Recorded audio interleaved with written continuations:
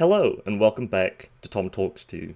Today, I'm talking to my friend Sam, a fellow indie comic artist and one of the heads of the Jump Tales project, a Shonen Jump inspired anthology series featuring multiple ongoing manga styled stories, as well as some really cool one shot comics every issue. If that sounds like something you'd be interested in, you can check out the Kickstarter in the description below this video. So, Sam, why don't you tell us a little bit about yourself and how you got started? Yeah, so I have been working on comics, I guess you could say professionally, since like 2016. It didn't really happen like with any sort of like debut or whatever. I just decided like I guess now I want to work on comics because I'm tired of, trying to figure out what else I want to do artistically. Mhm. I kind of it took a little bit to decide, do I want to do illustration or like concept design or character design, and it took someone saying like, well, you have to kind of pick something. You know, if you want people to come to you specifically, like, and look at your portfolio, you kind of have to focus it on something. Mhm. And I thought, well, I kind of like having control. I think we talked about, having creative control over everything, and I kind of like that aspect of comics. So it combined a lot of my interests with writing and drawing, and it had always been in kind of the background, but I never really considered it a career until just recently. So Mhm. I What were you just do- decided, well, yeah, go ahead. I was just gonna ask, like, what were you doing before 2016? Were you just still in education, or? Yeah, so I was teaching. I was going to. I think I had just graduated with a graduate degree in professional writing Hmm. from a university, and I was teaching part time there. And I went to school for an English degree, actually. So I got a 4 year degree from for English. So I mean, I was already used to doing things that were kind of, I guess, not very financially viable. Got So I ya. thought, why not comics? Yeah. But yeah, I initially, I grew up reading comics and I always liked them, and I thought, and I always interested in drawing. But it was one of those things where like I never really thought about doing it until it became, I don't know, for some reason it just felt like I just needed to do it at that moment, or I wasn't. It was going to be too late. So Hmm. You felt the impulse, basically, like yeah, yeah. the call to action. Maybe it was one of those like early midlife crises or something Got ya. that spurred me on. But I don't know. Whatever it was, I'm glad it came around when it did, Yeah, for because sure, I for don't sure. think I could have, made it in academia. I was like considering going on to get like a PhD because I wasn't really sure what I wanted to do. Hmm. So I thought, I would prefer to do something like this instead of like, adding on to my student loan debt or whatever. Yeah, got you. So in 2016, that was when you decided to take the plunge into comics, right? Yeah. So from 2016 till now, could you give me a sort of quick rundown of your journey since then? So around during, sorry, No in worries. 2016, I thought, I need to start by releasing some actual comics to show that I could draw comics. So I think at that time I made it a goal for myself to finish like this little mini comic I had in my head. It was like this mutant teenage turtle, I guess, on my riff on like Teenage Mutant Ninja Turtles, but it was kind of also a little bit like Dragon Ball Z, where these mutant sea creatures were fighting each other. And it was just really the short mini comic. I don't remember how many pages it was, but it was like these square pages of this turtle falling into like this toxic river, and turning into like this super powered turtle, and he would like it ended by him fighting this mutant lobster. So it's pretty simple, wordless comic of me just trying to flex my drawing skills, and that got a little bit of attention online. Like I just wanted to put something out there to show that I could draw comics, and then from there, I kind of poked around on comics Twitter, and try to find some people who were looking for artists for their stories, and I'd share my art around, and then I think it eventually caught the eye of another writer, Matt Hagerty, who had written a couple of comics for like Oni Press and First Second and things like that. And he was looking for an artist for one of the stories he was trying to pitch, called Lumberjackula. Yeah. So after we had started working on the pitch for Lumberjackula, pitch events that come around every so often on comics Twitter called Pit Mad, and it's just this hashtag of people sending out like these tweet length pitches, sometimes for like graphic novels where you can share like a little short image, and then like agents and editors can express their interest for different pitches. So we decided to shoot our shot for that, and we eventually did find an interested agent, and she helped us put together a pitch for a couple of different publishers. And this book was really more for like a middle grade market.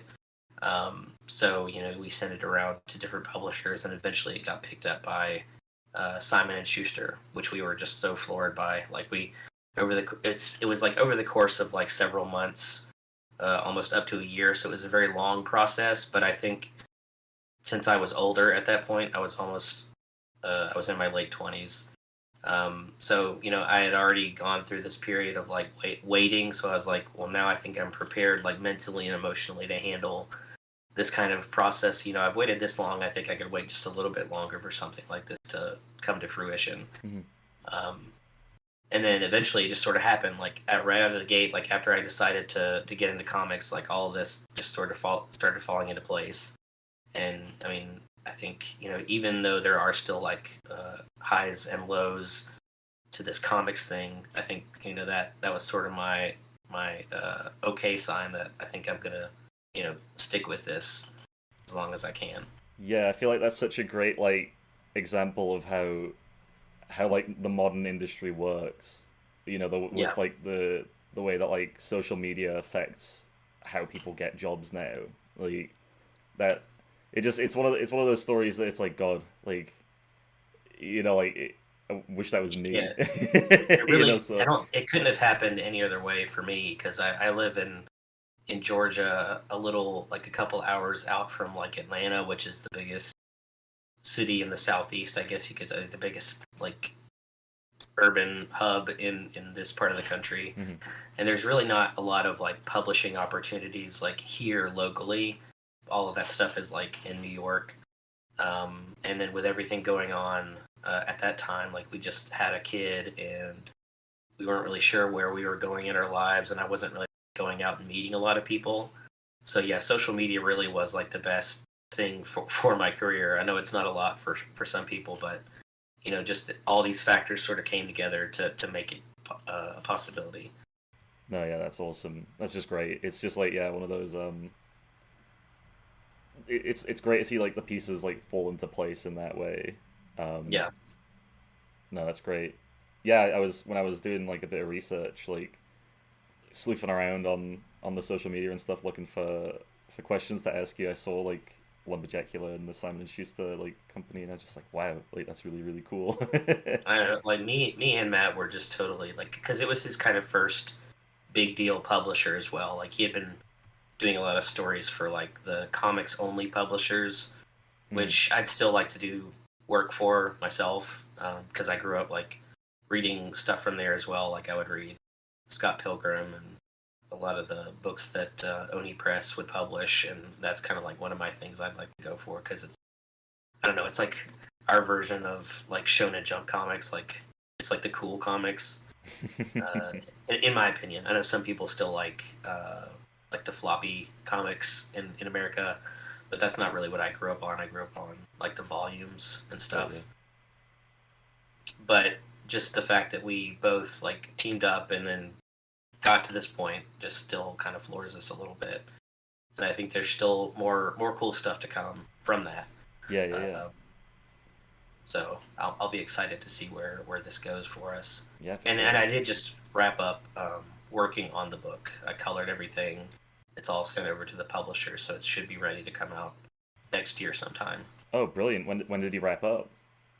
About a couple months ago, or a month or so ago. There's still like Mm, some other like little um, housekeeping stuff, like making sure like all the colors look good in CMYK, which has been a headache for me personally. It's my first experience with that, but God, don't you don't know, even talk to me about CMYK. Like I know that pain. I know that pain all too yeah, well. yeah. So I think they know how to work around my mistakes a little bit. So.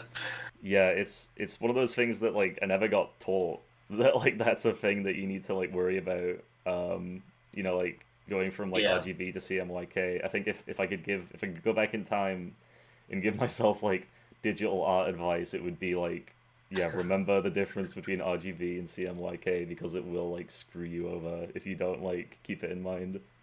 yeah. This whole process has kind of turned me off color. I think this is why I'm kind of sticking to black and white as much as I can. Why? Well, yeah, no, I don't even blame you. I wish I could say like, oh no, like like calling it down so much, but it's like when you have to deal with that, it's like no, just get rid of it. Just screen Yeah, tone all the time. maybe some spot color, but yeah, Yeah. nothing too crazy. Well, I think that leads in quite well to like what I was gonna ask next when you were saying like um, the Shonen Jump of the West. I think Yeah, yeah, that leads into something that you're working on with a group of people um, called Jump Tales. Now, yes, from what I understand, this is you and three other people plus a ton of guest artists. yes. Yeah, Or three other teams, I guess. There's like um, me and I guess I'll start by kind of talking about how it came about. yeah, go for it. So at the time where I this idea started percolating, I guess um, there was just a lot of discussion about, at least on comics Twitter, about like there were a lot of like anthology Kickstarters kicking around, and I had just finished working on a submission for like a similar comics anthology called Big Hype, Project Big Hype, which Doug Wood had started, and that was kind of like his take on that formula, on like a Shonen Jump formula with like just focused on black and white comics. Um, and they were all just sort of like mini comics, standalone comics, which and I kind of like that space to practice and get into drawing black and white comics, and I really liked how that sort of came about.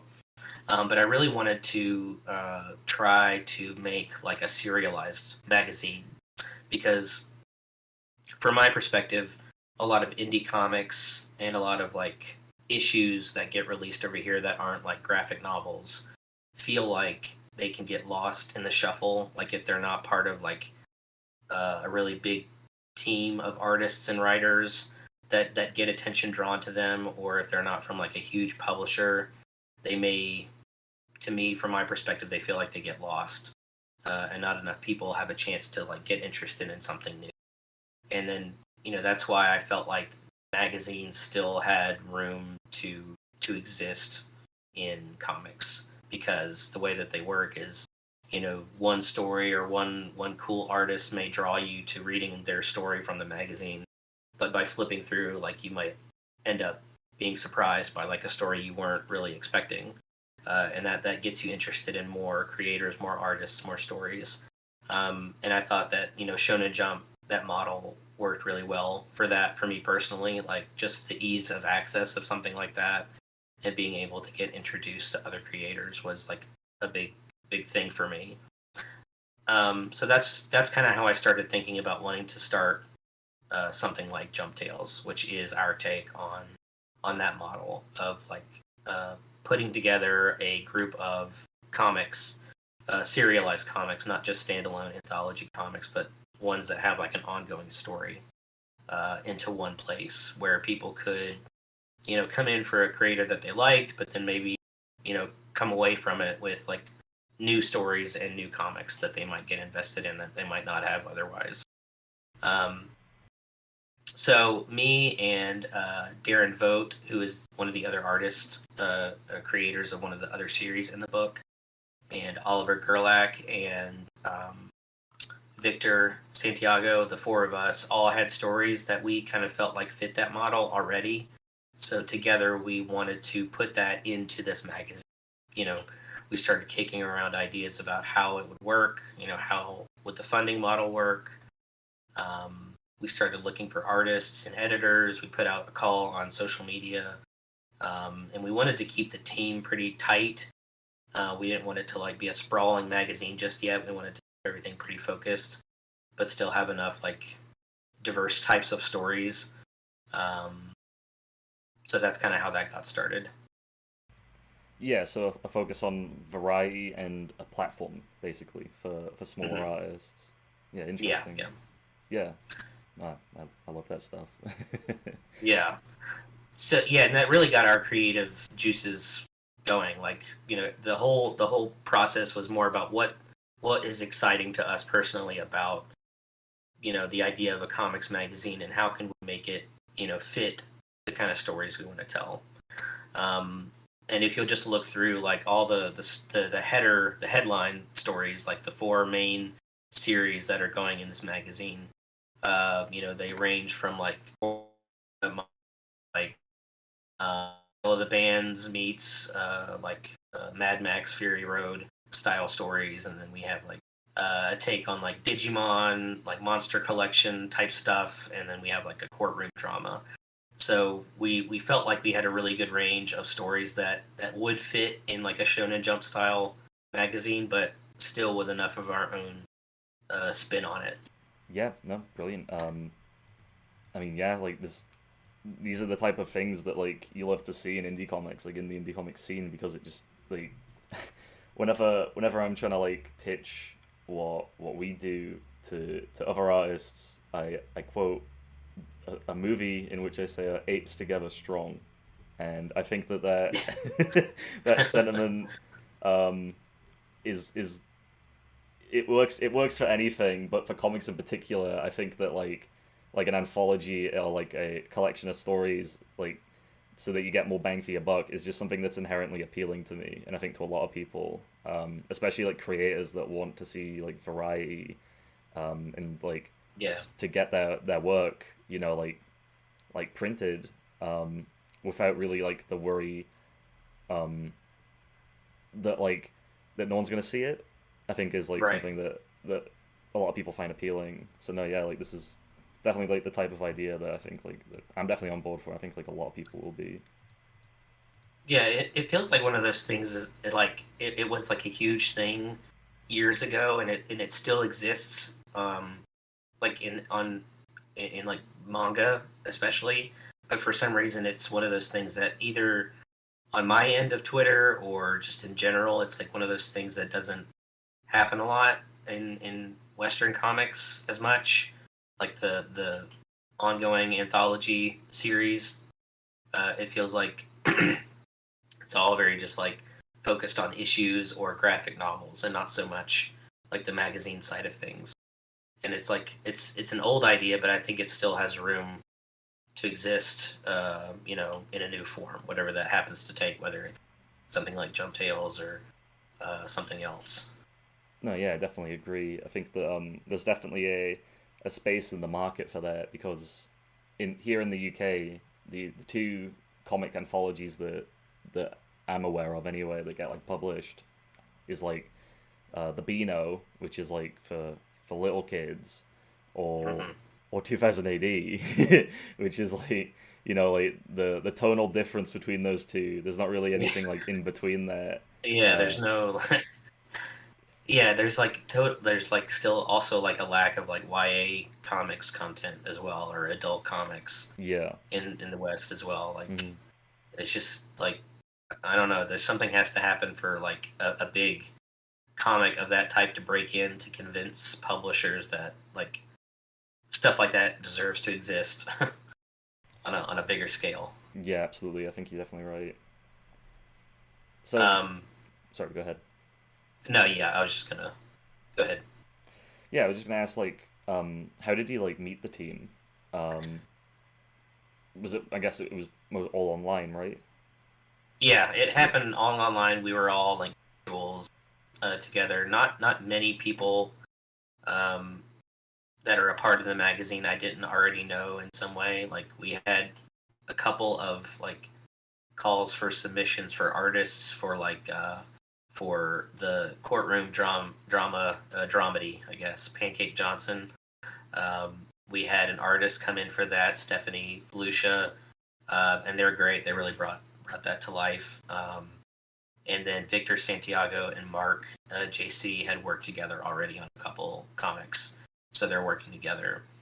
And then we had a few other editors that we pulled in from other places as well. But really, everybody knew everybody in some way, so we were all kind of in the same circles, and we just kind of found each other. Like all of us wanted to do something like this, and this was our opportunity to come together to do it. Got you, got you.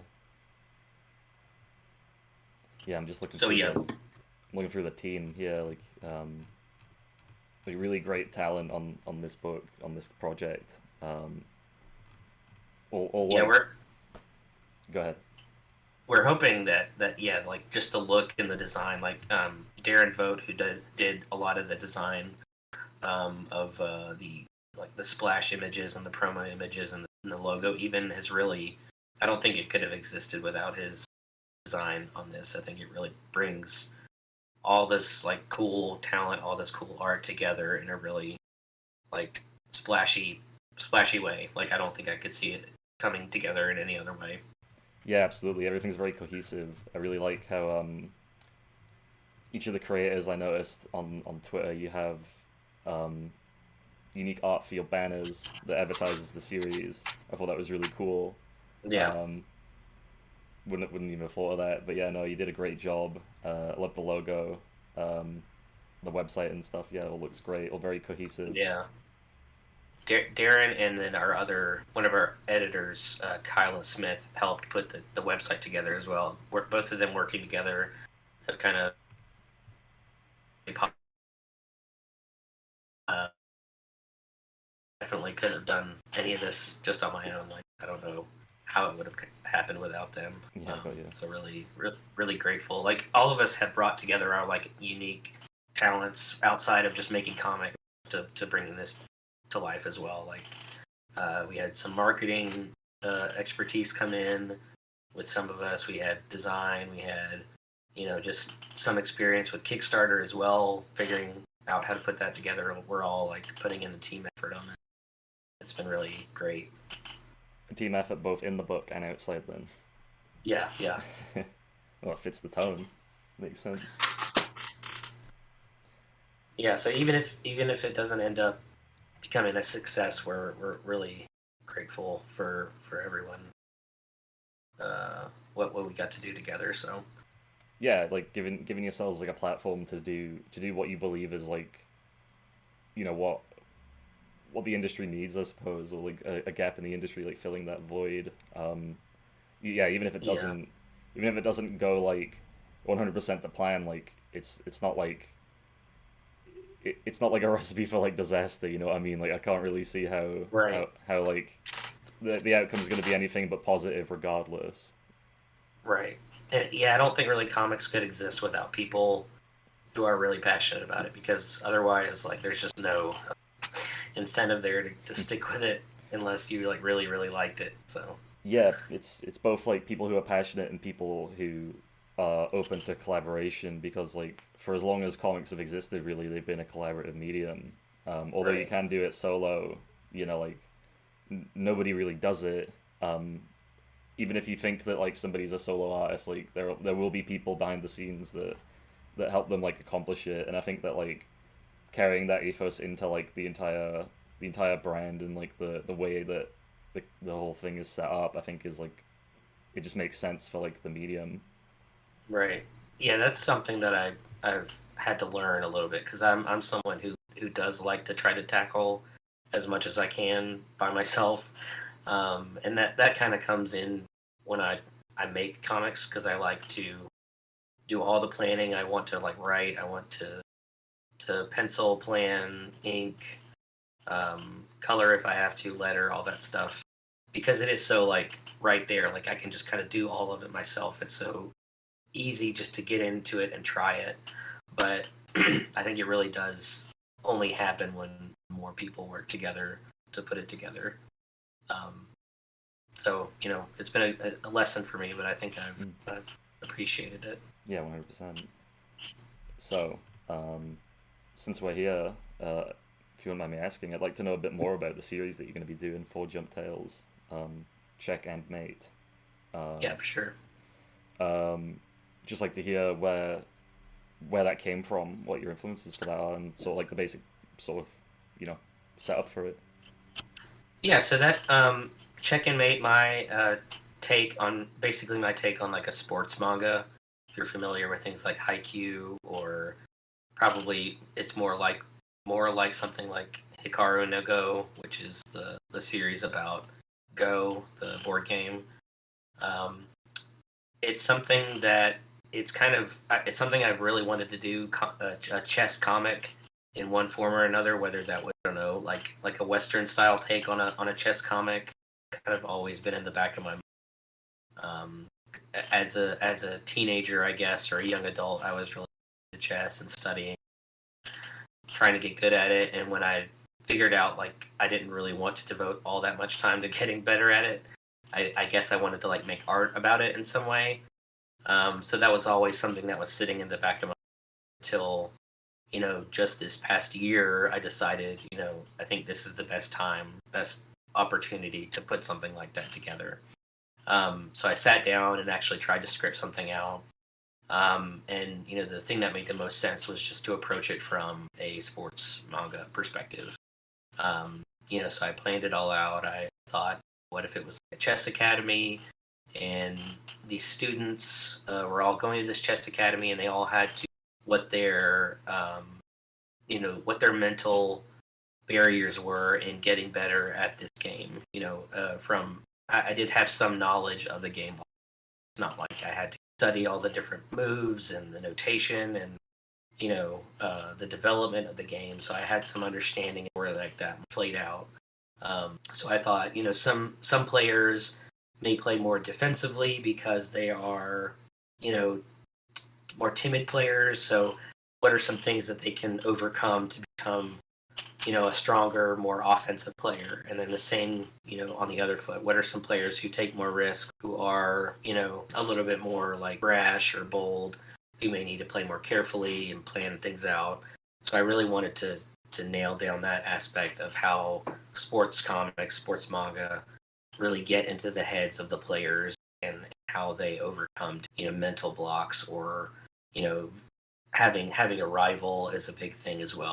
Can't have a sports manga without a rival. No, yeah, definitely not. That's like, you have to have that stuff. You have to have like, and another thing about chess is that there are these special moves. Like, it's just built into the game that you have moves that have names. So I think what better place to do that than in a manga, Yeah, where where someone can like, everyone's shouting their moves out all the time.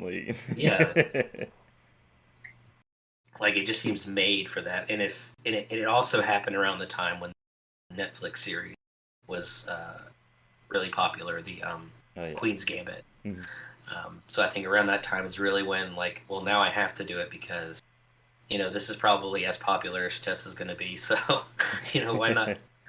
why not take the opportunity to write something, put something down.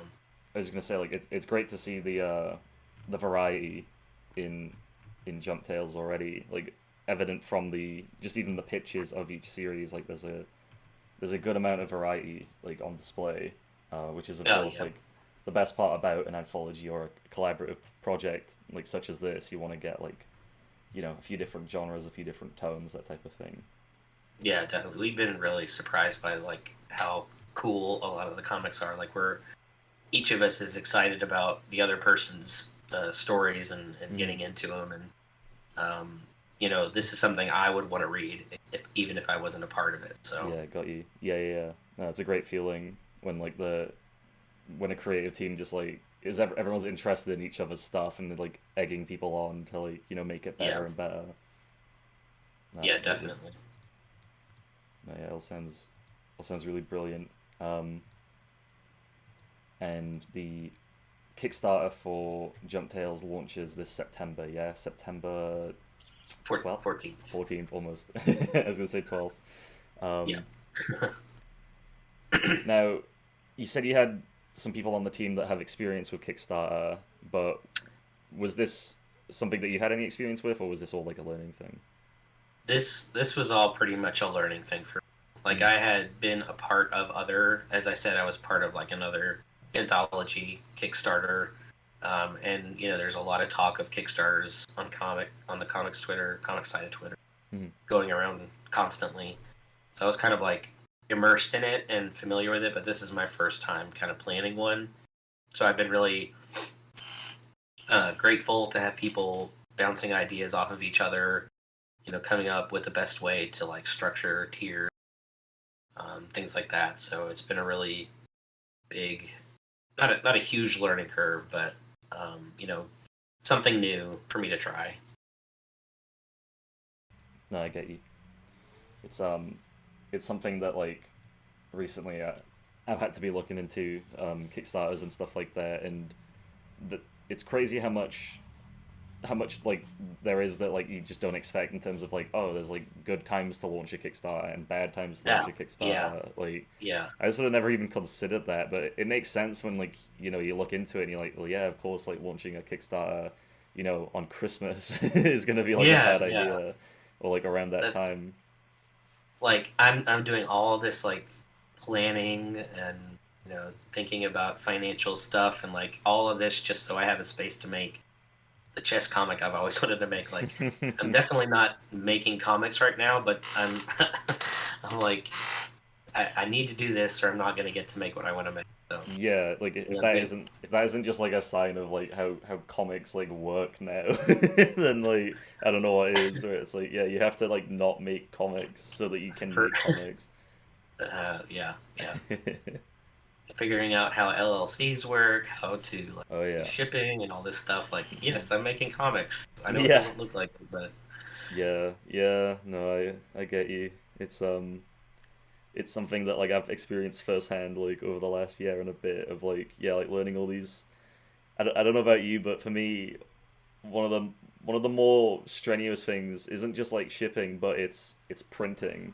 For me, oh it's yeah, like figuring out like paper stock and like who. that was a whole Yeah. yeah, that was a whole discussion for a couple of weeks on our Discord, like figuring out like what type of paper is Mega printed on, and how can we find out how to do that? Like, just figuring out the type of paper we need to select on our like printing service Mhm. Mhm. is a whole process. But Yeah.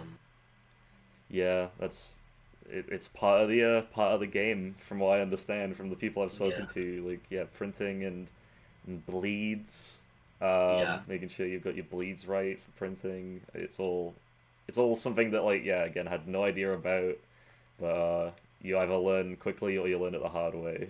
If you yeah, print it and it yeah, comes back and it's like, why is like my dialogue going off the edge of the page? And it's like why is this scene in night like black instead of purple? And it's like, oh, it's because you did it in RGB and then printed it in C. I'm like, hey, that's why. It's like, oh, uh, brilliant, yeah. great. Yeah, I'm for that. I'm really grateful to have other people. Hmm. There's only so much that I have. I am confident that I know enough about to talk about, and for that, I need other people to sort of Yeah, step in with that. no, got you 100%. Um, but no, yeah, like it'll. But it is one of those things where I'm glad to learn more about it as well, Oh yeah. because it is accessible. Like, now I know more about it than I did before, and I'm so glad I can take it into like the next project and have more knowledge of it. I don't really.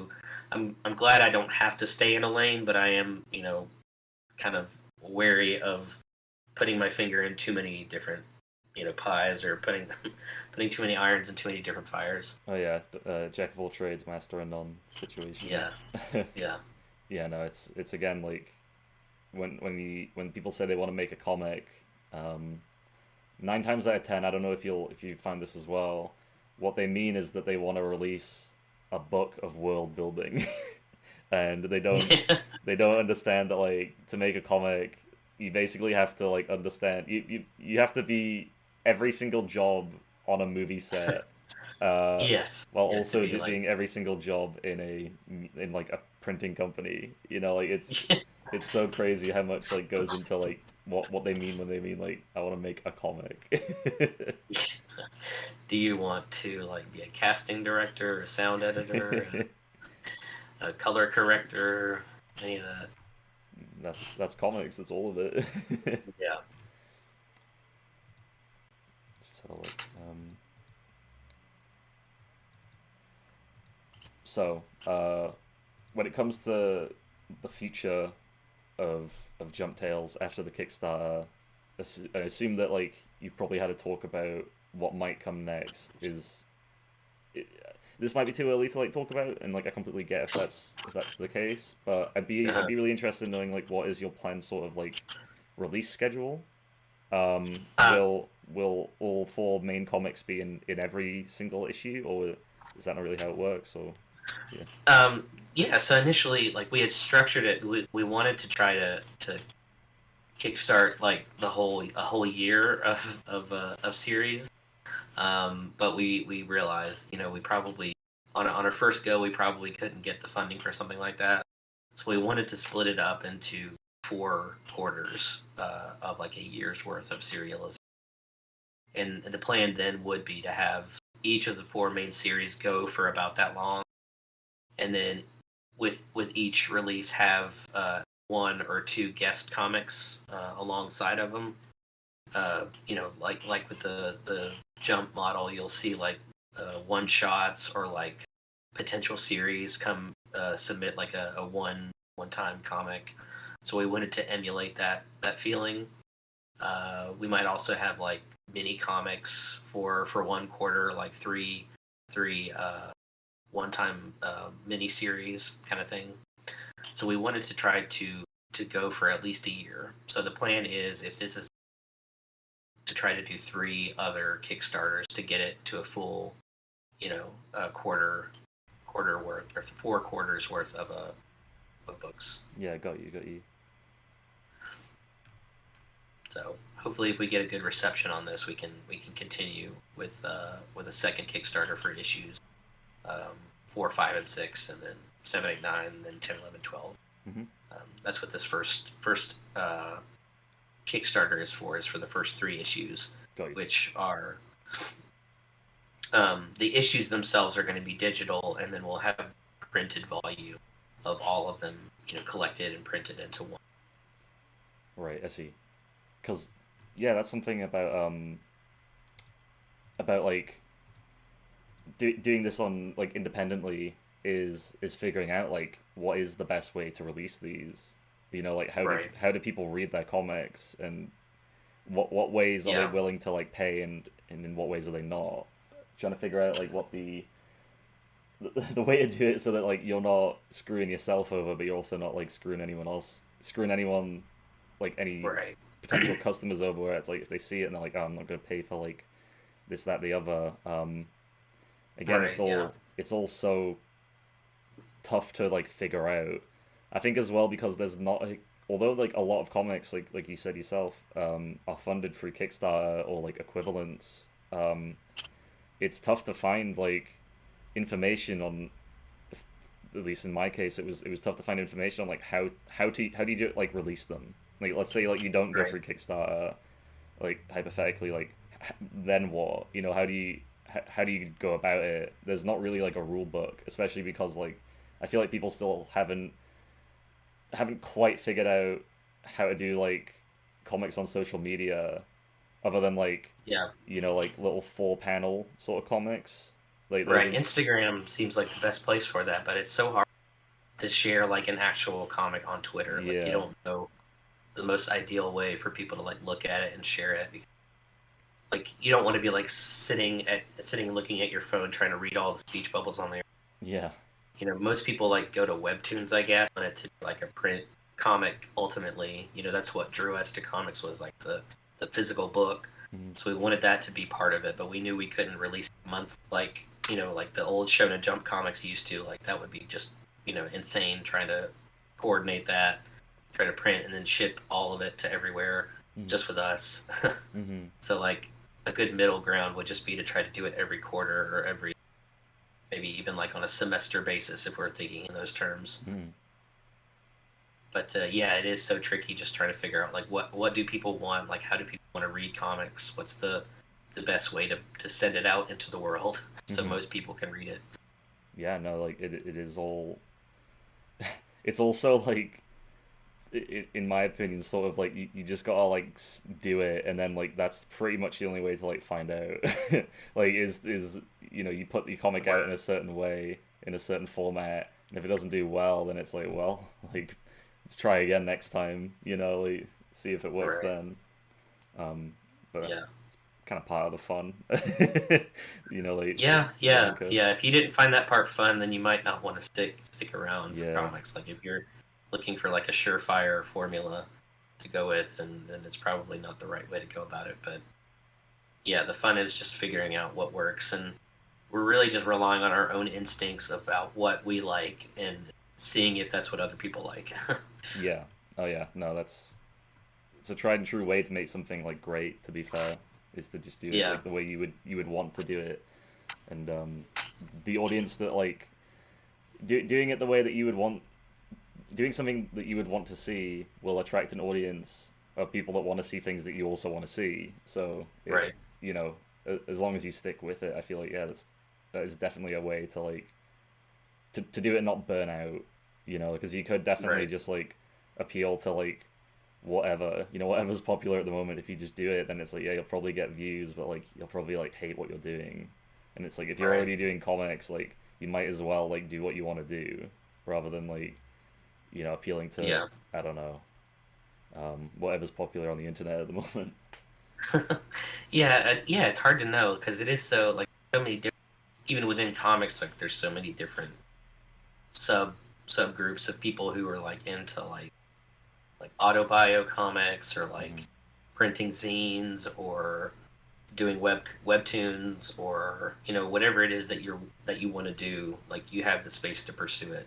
Oh yeah, and 100%. that's really what I'm really excited about, is that there is so much variety within comics that you could just be in your group and not even know on the other side of comics Twitter what's going on over there. Mm. Yeah, yeah, it's surprisingly deep. The sort of like, because like you think you'll see everyone, and then suddenly you'll follow one person who will introduce you to someone else, and then someone else, and it's like, yeah, it's quite the rabbit hole, um, Right. of tons of different voices, and I guess that's the best part of social media, of like comics Twitter, comics Instagram right now, is like just the sheer volume of different voices and backgrounds and different types of people that have never really had a platform.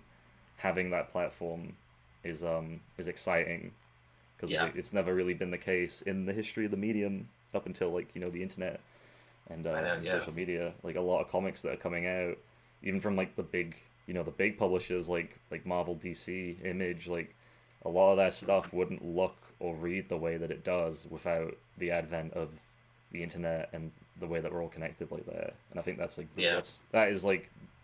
that's the best part about social media, regardless of how it affects my mental health or how often I'm on it. Uh, That's why I stick around, is for people to meet in yeah, comics, yeah, because otherwise I probably yeah I'd definitely. spend a lot less time on there, but it keeps bringing me back.